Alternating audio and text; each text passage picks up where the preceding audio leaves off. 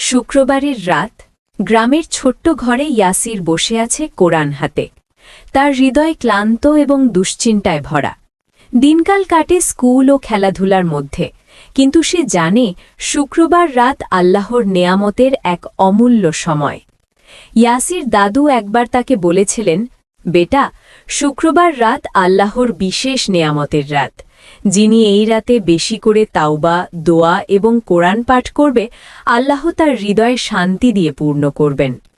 এই কথাই ইয়াসির মনে গভীরভাবে জাগ্রত হল।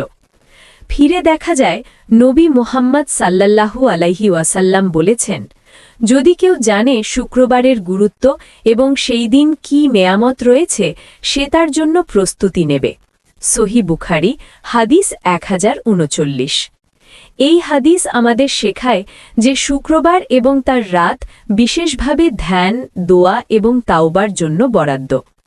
ইয়াসির নিজের অন্তরে প্রবেশ করে, চোখ বন্ধ করে আল্লাহর কাছে হাত তুলে বলল, হে আল্লাহ, আমার হৃদয়কে শান্তি দাও, আমাকে তোর নৈকট্য অনুভব করার তাওফিক দাও, আমাকে তোর নেয়ামতের প্রতি কৃতজ্ঞ হতে সাহায্য কর।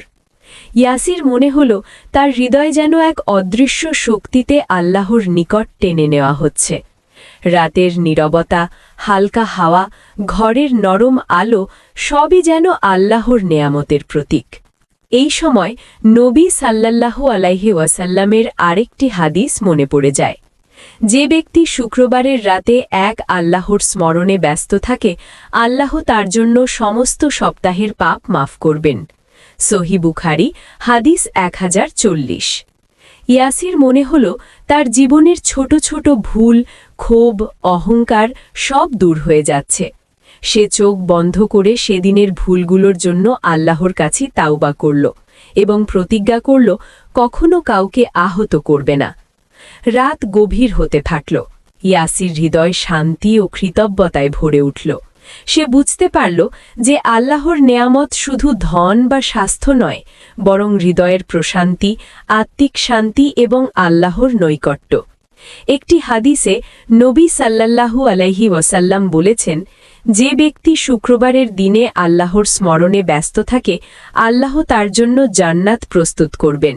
সহিহ বুখারী হাদিস 1041।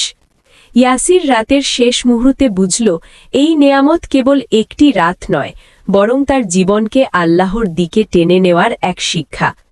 এই রাতের জন্য ধন্যবাদ জ্ঞাপন করল এবং মনে মনে প্রতিজ্ঞা করল, সপ্তাহের প্রতিটি শুক্রবার এই নেয়ামতকে উপভোগ করবে।